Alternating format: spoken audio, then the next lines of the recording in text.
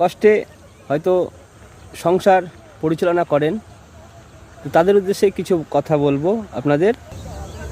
তো যে সকল দাদারা ভাইয়েরা, সবার উদ্দেশ্যেই কথাটা বলছি যে একটা সংসার চালাতে অনেক কষ্ট, পরিশ্রম এবং অনেক কিছুই পার করতে হয়। তো সবাইকে বলবো কেউ ভেঙে পড়বেন না। আপনার যদি কোনো সমস্যা এসে থাকে, সংসার চালাতে গিয়ে যদি কোনো সমস্যা এসে থাকে, সমস্যা তো আসবেই। প্রত্যেকটা পরিবারের সমস্যা আছে, ছোটোখাটো, কারো বড়, কারো অনেক বড়। তো যাই হোক, প্রত্যেক সংসার করতে গেলে সমস্যা আসবেই। তো সেই সমস্যার সমাধানও আছে, কিন্তু সবাই ভেঙে পড়লে হবে না। যে অনেকেই ভেঙে পড়ে যে আমি এই সমস্যার মধ্যে পড়ে গেছি, সেই সমস্যার থেকে আমি কিভাবে উদ্ধার পাবো। তো ঈশ্বর আপনার পরীক্ষা নেয় যে আপনি সেই জায়গাতে আপনি শক্তভক্ত হতে পারবেন, সেই জায়গা থেকে কিছু শিক্ষা পাবেন। তো এরকম ঈশ্বর আপনার সাথে পরীক্ষা করে, তারপরে কিন্তু আপনার এই মানুষ জীবন, যে সংসার পরিচালনা করা, এসব কিছুই আস্তে আস্তে এর থেকে কিন্তু শিক্ষা গ্রহণ হয়। তো সবাইকে বলবো কেউ ধৈর্য হারা হবেন না, মন মরা হবেন না।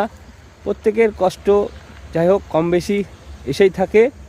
তো অনেক মানুষকেই দেখেছি, যে আমার নিজের চোখের দেখা, আমার খুব ভালো লাগলো। কালকে পরশু দিনকে কিছু কিছু মানুষ, হয়তো তাদেরকে সম্মান করি, তারা হয়তো আমার থেকে বড়, কিন্তু আমার ছোট থেকেই কিন্তু সব কিছু সবার প্রতি আমার চুকলিবাজি করা অভ্যাস নেই।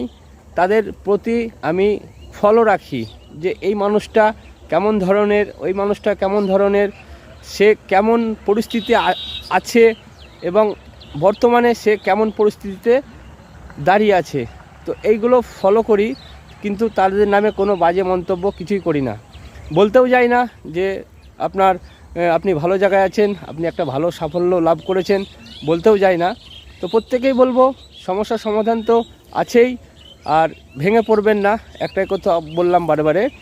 তো আস্তে আস্তে সব কিছু চালিয়ে যাবেন। সংসার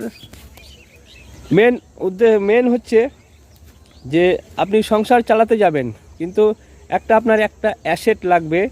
সেই অ্যাসেট বলতে আপনি যে রোজগারই করুন, সেই রোজগার থেকে কিছু কিছু করে টাকা পয়সা জমাতে থাকুন। তাহলে দেখবেন আস্তে আস্তে আস্তে আস্তে কিন্তু একটা বড় আকার ধারণ করবে সেই টাকার অ্যামাউন্টটা।